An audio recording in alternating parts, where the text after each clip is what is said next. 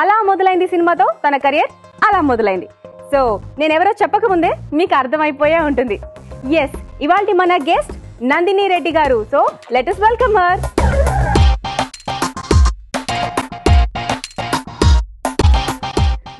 ఎలా ఉన్నారు? Very happy new year. అయితే మై ఫేవరెట్ ఫుడ్ మీదేంటండి? చాలా ఉన్నాయి, కానీ ఇవాళ స్పెషల్గా చేసే డిష్ గురించి చెప్పమంటారా? ఇట్ ఈస్ వంకాయ కాజు కర్రీ.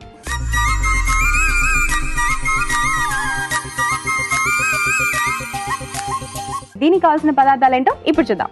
వంకాయ కాజు కర్రీకి కావలసిన పదార్థాలు: వంకాయలు 6, కట్ చేసిన ఉల్లిపాయలు 1/2 కప్పు, కోకోనట్ పేస్ట్ 1/2 కప్పు, కాజు 2 టీ స్పూన్లు, పసుపు 1/2 టీ స్పూన్, నూనె 30 ml, నిమ్మరసం 3 టీ స్పూన్లు, ఆవాలు 1/2 టీ స్పూన్, ఇంగువ 1/2 టీ స్పూన్, జీలకర్ర 1 టీ స్పూన్, కారం 1 టీ స్పూన్, ఉప్పు రుచికి సరిపడా.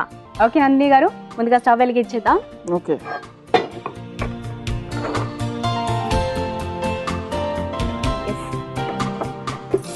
రెడీ. ముందు ఇది కొంచెం వేడెక్కాలి. వంటకు సంబంధించిన జ్ఞాపకాలన్నీ మా అమ్మమ్మతో ముడిపడి ఉన్నాయి.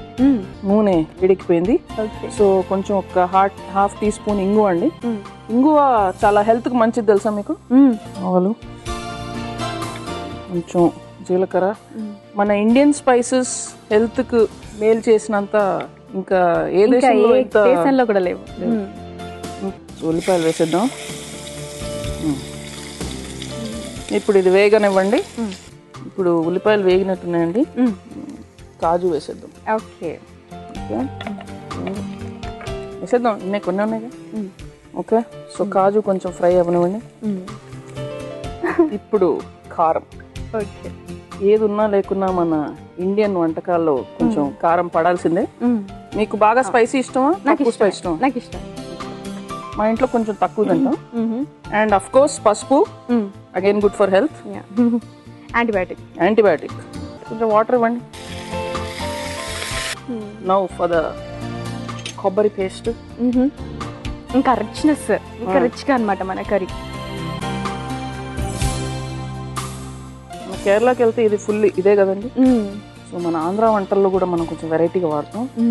ఈ గ్రేవీని మొత్తం థిక్నెస్ ఇచ్చి కొంచెం దానికి కమ్మగా ఈ స్పైస్ ని బ్యాలెన్స్ చేస్తుంది ఈ స్వీట్నెస్. సెమీఫైనల్ గా మనం ఇందాక డీప్ ఫ్రై చేసిన వంకాయ ముక్కలు. సో ఇక్కడ పిల్లలు ఎవరు లేరు వంకాయ ముక్కలు తినడానికి నాలాగా. సో అలాంటి ప్రాబ్లమ్స్ ఏం లేవు మనకి. సో అవి వేసేద్దాం.